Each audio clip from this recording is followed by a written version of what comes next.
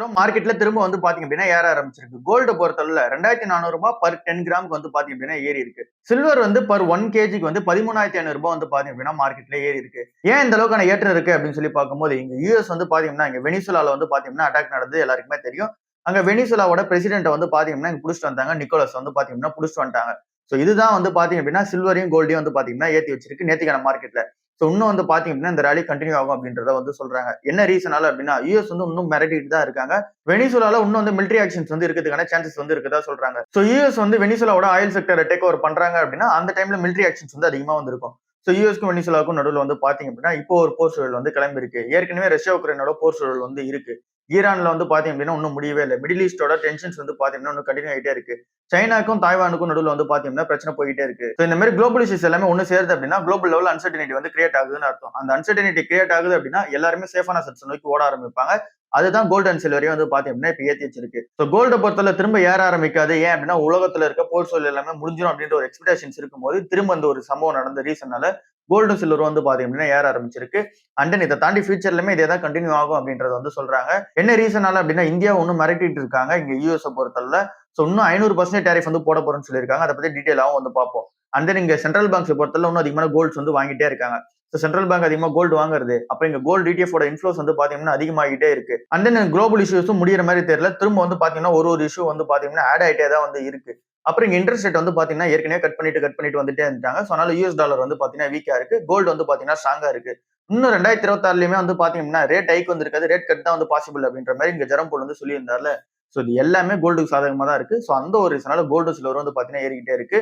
So 2 precious மட்டுமே வந்து பாத்தீங்கன்னா மார்க்கெட்ல ஏறிட்டு இருக்கு. சில்வர் ஏன் இந்த அளவுக்கான ரேலி கொடுத்திருக்கு? மெயினா சில்வர் ETF வந்து பாத்தீங்கன்னா இதுக்கு பின்னாடி இருக்க மேஜரான கான்ட்ரிபியூஷனா இருக்கு அப்படின்றத சொல்லியிருக்காங்க. அதை பத்தி டீடைலா வந்து பார்ப்போம். சோ இங்க குளோபல் லெவல்ல பார்க்கும்போது எல்லா இன்வெஸ்டர்ஸுமே வந்து பாக்குறது இங்க கோல்டு கத்தது இருக்கு ஒரு இன்வெஸ்ட்மெண்டா பார்க்கணும் அப்படின்னா அது சில்வரா வந்து இருக்கு. சோ அதனால அங்க வந்து பாத்தீங்கன்னா பொசிஷன் வந்து வைக்கிறாங்க. அதுக்கு அடுத்ததா இங்க சில்வரை பொறுத்தல 3 வகையில வந்து பாத்தீங்க அப்படின்னா யூஸ் பண்ணப்படும். கோல்டு மாதிரியே சேஃப் ஹேவன் அசெட்ஸா வந்து பாத்தீங்க அப்படின்னா இருக்கும். செகண்ட் வந்து இண்டஸ்ட்ரியல் மெட்டலாவும் யூஸ் பண்ணிக்கலாம். இது வந்து காப்பர் மாதிரி வந்து சொல்றாங்க.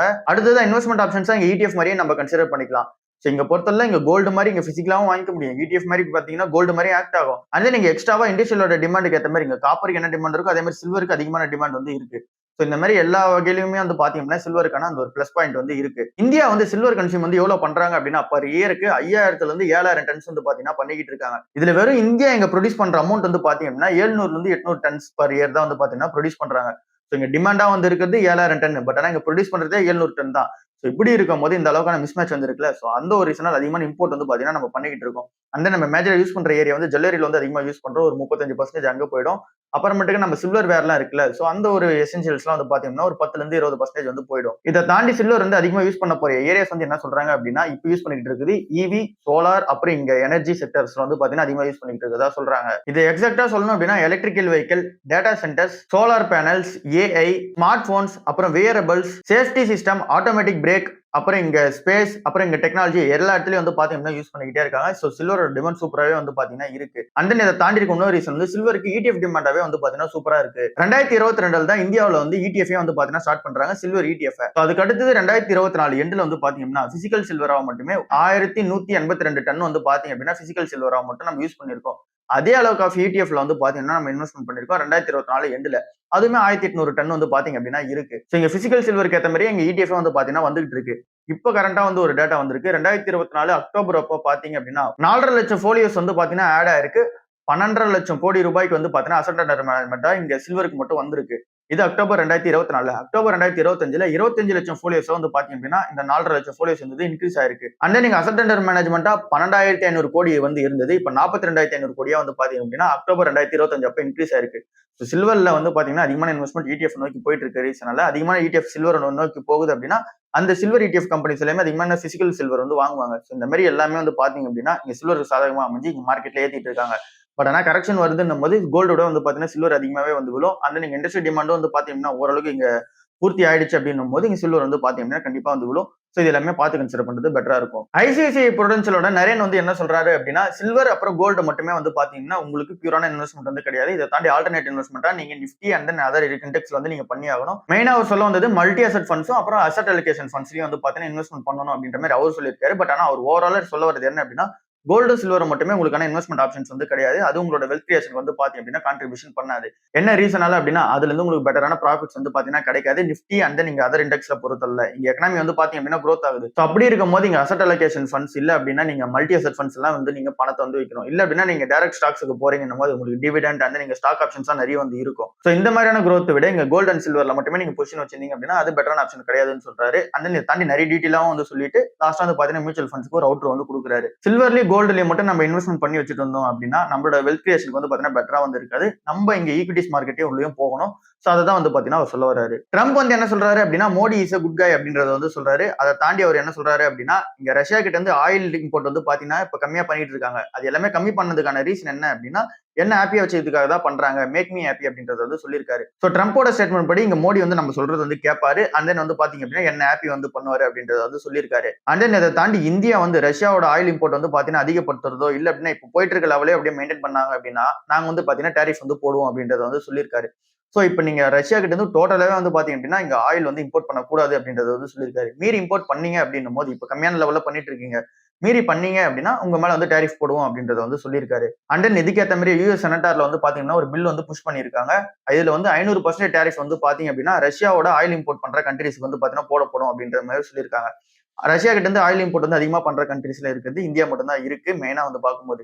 ஸோ இந்தியாவுக்கு தான் 500% டேரிஃப் வந்து பாத்தீங்கன்னா அப்ளிகபிள் ஆகும் அப்படின்றது வந்து இப்போதைக்கு இருக்க சூழ்நிலையா வந்து இருக்கு. பட் ஆனா இந்த பில் வந்து பாத்தீங்கன்னா இப்பதான் புஷ் பண்ணிருக்காங்க. இது எல்லாமே எங்க போய் முடிய போகுது அப்படின்னா ரஷ்யா கிட்ட இருந்து நம்ம ஆயில் இம்போர்ட் பண்ண நம்ம மேல வந்து பாத்தீங்கன்னா டேரிஃப் வந்து ஏத்திக்கிட்டே போவாங்க. ஏற்கனவே இருக்க 50% டேரிஃப்ல 25% ஆஃப் த டேரிஃப் வந்து பாத்தீங்க அப்படின்னா அந்த ஊரோட ட்ரேட் இம்பாலன்ஸ் வந்து போக்குறதுக்காக போட்டது 25%. மீதி இருக்க 25% வந்து நம்ம ரஷ்யா கிட்ட இருந்து ஆயில் இம்போர்ட் பண்றதுனால தான் நமக்கு வந்து எக்ஸ்ட்ராவா வந்து பாத்தீங்கன்னா 25% போட்டிருக்காங்க. நம்ம கண்ட்ரிக்கு காம்படிட்டர்ஸா இருக்க வியட்நாம் அப்புறம் பங்களாதேஷுக்குலாம் வந்து பாத்தீங்கன்னா 19% 20% டேரிஃப் வந்து இருக்கு. நமக்கு தான் 50% டேரிஃப் வந்து இருக்கு. இதனால ஏற்கனவே எக்ஸ்போர்ட்ஸ் வந்து பாத்தீங்கன்னா அடி வாங்கிட்டு இருக்கு.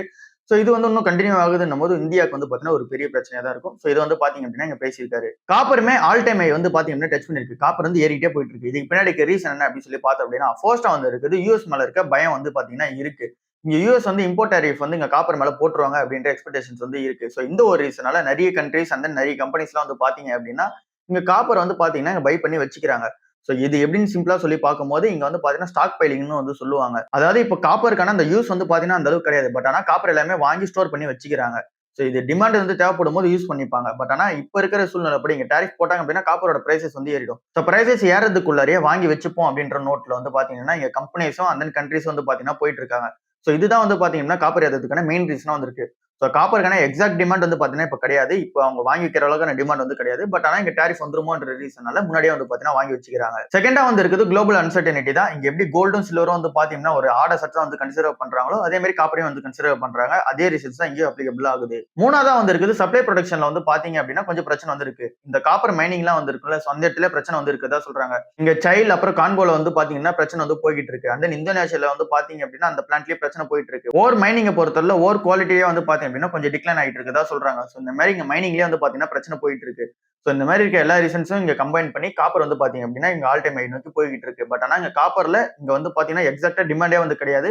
பட் ஆனா இங்க ஒரு டேரிஃப் போட்டுருவாங்க. அண்ட் தென் இருக்கிற சூழ்நிலை வந்து பாத்தீங்கன்னா இதுக்கு சாதகமா இருக்க ரீசனால ஏத்திக்கிட்டு இருக்காங்க. இங்க சில்வர்லயாச்சும் பாத்தீங்க அப்படின்னா இப்ப கரண்டா வந்து டிமாண்ட் இருக்கு. இப்ப டேட்டா சென்டர்ஸ் வந்து போட போறாங்க. அப்புறம் வந்து பாத்தீங்க அப்படின்னா இங்க செமிகண்டக்டர்ஸ்ல வந்து யூஸ் பண்ண போறாங்க. அப்புறம் இங்க இவி சோலார்ல வந்து பாத்தீங்கன்னா ஏற்கனவே யூஸ் பண்ணிட்டு இருக்காங்க. பட் ஆனா காப்பர்ல அந்த அளவுக்கான டிமாண்ட் வந்து கிடையாது. பட் ஆனா ஏத்திக்கிட்டே இருக்காங்க.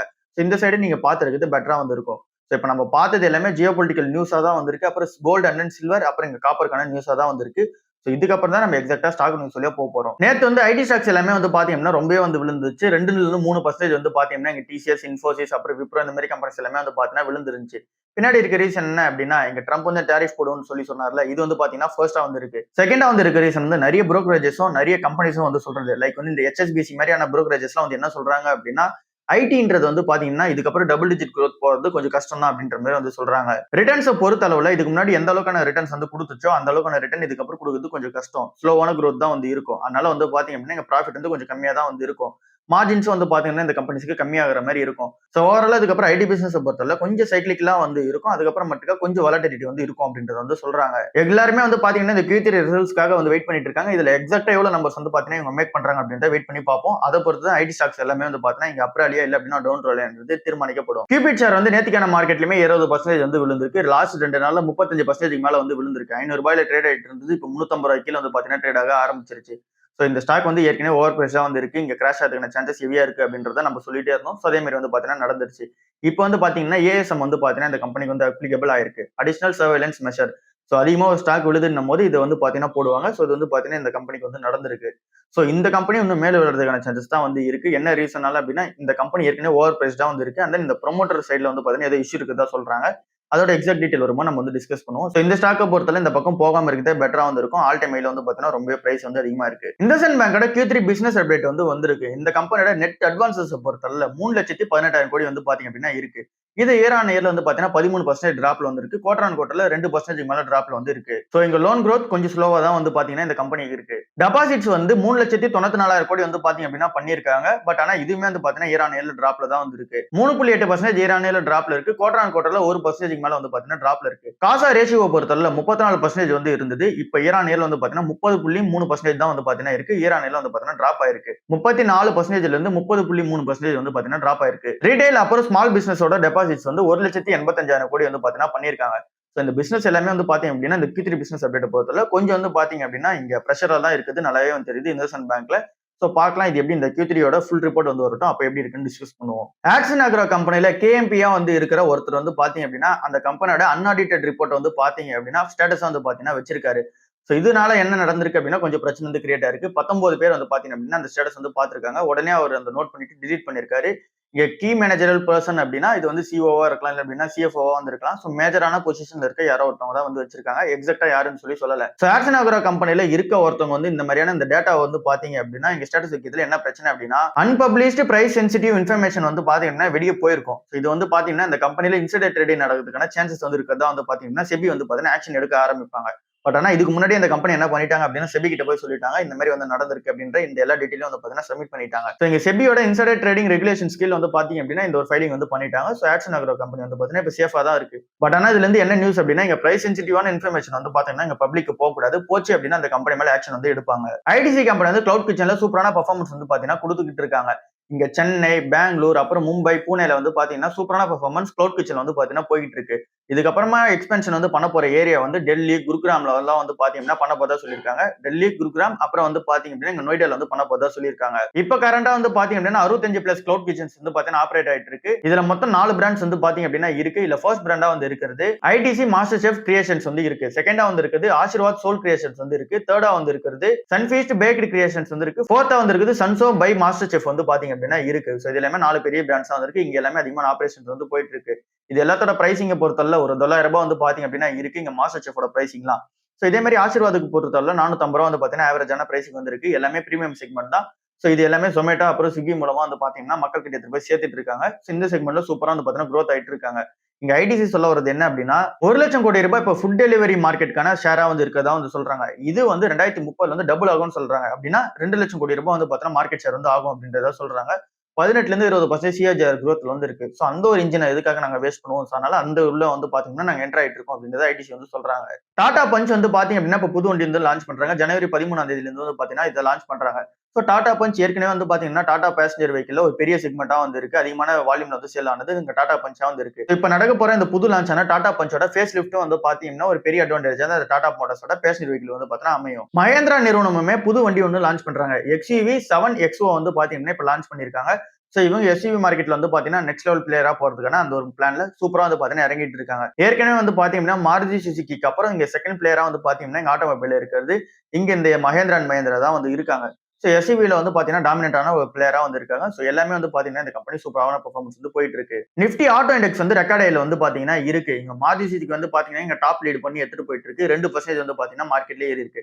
இதுக்கு அடுத்து ஃபாலோ அப்பா இங்க டிவிஎஸ் மோட்டார்ஸ், அப்புறம் இங்க பஜாஜ் ஆட்டோ, அப்புறம் இங்க ஹீரோ மோட்டார்ஸ், அப்புறம் இங்க M&M இந்த மாதிரி இருக்க எல்லா ஆட்டோமொபைல்ஸ்மே வந்து பாத்தீங்கன்னா சூப்பரான பெர்ஃபார்மன்ஸ் வந்து கொடுத்திருந்த ரீசனால மார்க்கெட் வந்து பாத்தீங்கன்னா அடுத்த லெவல்ல போயிருக்கு. நிப்டி ஆட்டோ வந்து பாத்தீங்கன்னா அடுத்த லெவல்ல வந்து போயிருக்கு. இங்க ஃபெஸ்டிவல் சீசன் முடிஞ்சதுக்கு அப்புறமாவும் நல்ல சேல்ஸ் டிமாண்ட் வந்து பாத்தீங்க அப்படின்னா இருக்கு. நல்ல ஒரு டிமாண்ட்ல போயிட்டு இருக்காங்க. அதுக்கு அடுத்ததான் இங்க ஜிஎஸ்டி வந்து ரேஷனலைஸ் பண்ண ரீசனால இங்க மக்கள் எல்லாருமே அதிகமா ஸ்பெண்டிங் பண்ண ஆரம்பிச்சிருக்காங்க. சோ எல்லா ரீசன்ஸுமே வந்து பாத்தீங்கன்னா சூப்பராகவே வந்திருக்கு. இந்த டிசம்பர் மந்தோட சேல்ஸ் ரிப்போர்ட்டும் வந்து பாத்தீங்கன்னா நம்ம வாசிச்சோம்.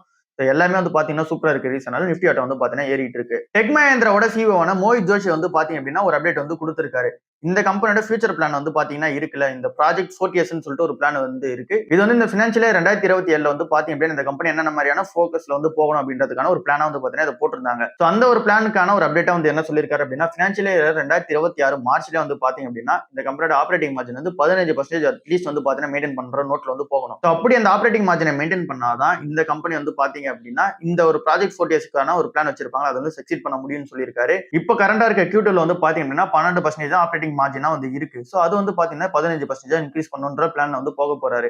அண்ட் தென் இவர் என்ன சொல்றாரு அப்படின்னா இந்த ஒரு பிளான் எல்லாமே சக்சஸ் ஆகணும் அப்படின்னா என்ன பண்ணணும் அப்படின்னா இங்க அதிகமான பில்லிங் வந்து பாத்தீங்க அப்படின்னா பண்ண ஆரம்பிக்கணும். இங்க ஏற்கனவே இருக்க ஒர்க் வந்து திரும்ப ரினியூ ஆகும்ல, அந்த கிளைண்ட் எல்லாத்துக்குமே அதிகமான பில்லிங் வந்து பண்ண ஆரம்பிக்கணும். அப்புறம் இங்க பெஞ்சில் இருக்க எம்ப்ளாயிஸ் எல்லாருமே இங்க 90 நாள் இல்ல அப்படின்னா அதுக்கும் கம்மியாவே வந்து பாத்தீங்கன்னா வச்சுட்டு திரும்ப வந்து அவங்களை யூஸ் பண்ணிக்கிறதுக்கான பிளான் வந்து போக போதா சொல்லியிருக்காரு. அப்புறம் இங்க ஹை மார்ஜின் கிளைண்ட்ஸ் மட்டும் தான் அதிகமான ஃபோக்கஸ் வந்து பண்ணணும். இங்க இருக்கிற டாப் 80 கிளைண்ட்ஸ் வந்து இருக்காங்க அப்படின்னா அவங்களை அதிகமான ஃபோக்கஸ் பண்ணும். லோ மார்ஜின் கிளைண்ட்ஸ் விட இங்க வந்து அதிகமான ஃபோக்கஸ் வந்து பண்ணுவோம்னு சொல்லியிருக்காரு. இதை தாண்டி டைட்டான காஸ்ட் கண்ட்ரோல் வந்து பண்ணும் அப்படின்னா இது எல்லாமே பாசிபிள் அப்படின்றது வந்து சொல்லியிருக்காரு. இந்த கம்பெனி growth ஆகிறதுக்கான அந்த ஒரு பிளான் வச்சிருப்பாங்க, அது எல்லாத்துலயும் வந்து பாத்தீங்கன்னா சேலஞ்சஸ் இருக்குது, என்னவோ உண்மையா தான் வந்து இருக்கு. பட் ஆனா அந்த ஸ்ட்ரகிள் எல்லாமே தாண்டி வந்துரும் அப்படின்றத வந்து சொல்லியிருக்காரு.